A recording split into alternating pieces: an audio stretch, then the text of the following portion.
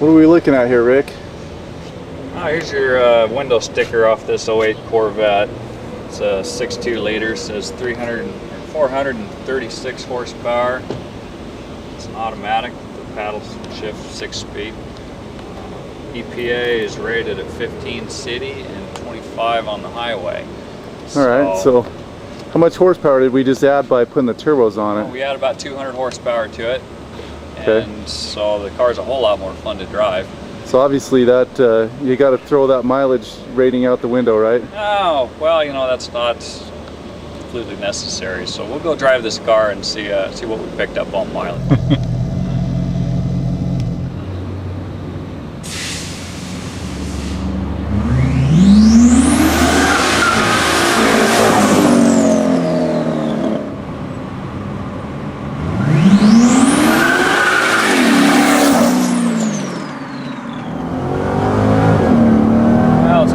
To see why turbos make a lot of horsepower. You can pull on the freeway at over 100 miles an hour before you have to merge. But so the horsepower is the easy part with the turbo, but you know, with today's gas prices and everything, we get a lot of people that they're wondering what it's going to do to their fuel mileage. And so we're going to take a little drive in this '08 Corvette and just to kind of show you what happens to the fuel mileage on these cars. This car is about close to 600 at the tires, which is up, you know, a couple hundred horsepower, and so it's a lot of fun to drive. But it's, you know, $4 a gallon. You know, what's it going to do to you driving down the road when you're not enjoying the horsepower? And this car's rated at around 15 city and 25 on the highway. And you know, we're cruising along here pretty good at 70 miles an hour, and you can watch the instant fuel mileage on it. We'll go here for a little bit, and you can see that, you know, this car can pull down, you know, 35-40 miles a gallon, which is pretty impressive considering, you know, a little Honda or something, you'd be a little lucky to get 30. At least that's what they're rated at, is, you know, in that 30 to 40 range. But I guarantee you this car's a whole lot more fun to drive than a Honda. But you know, you don't have to go 55 either. You can get some pretty good mileage just cruising down the road. You know, the nice thing about the turbo is it just makes the motor work a lot more efficiently. And the combination of the exhaust back pressure, the lack of parasitic loss to spin the turbo, and the way that the exhaust drives the turbine so that it will fill the cylinders really nicely. It just makes for really good, efficient power.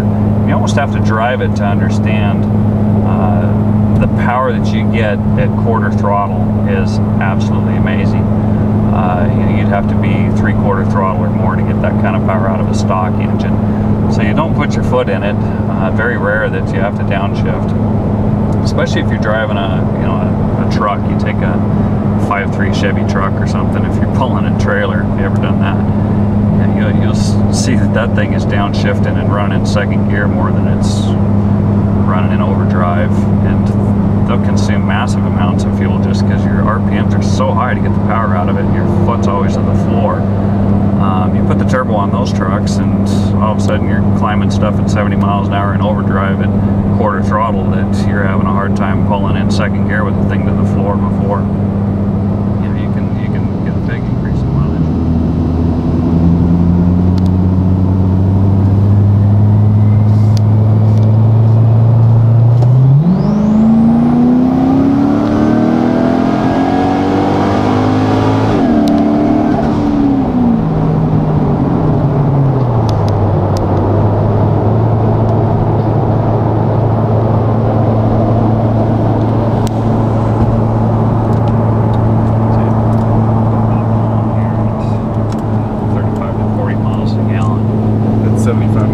Yeah, 75. You know, that's not where the EPA rates theirs at. Yeah.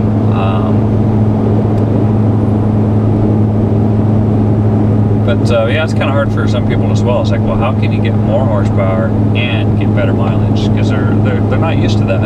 Anytime you start adding horsepower and changing cams and putting a supercharger on or anything like that, you start sucking horsepower off the crankshaft, you're going to get worse mileage. So you were talking about the way that the turbo fills the cylinder, and that's basically the reason why you can make good power just cruising down the road and not have to use as much fuel.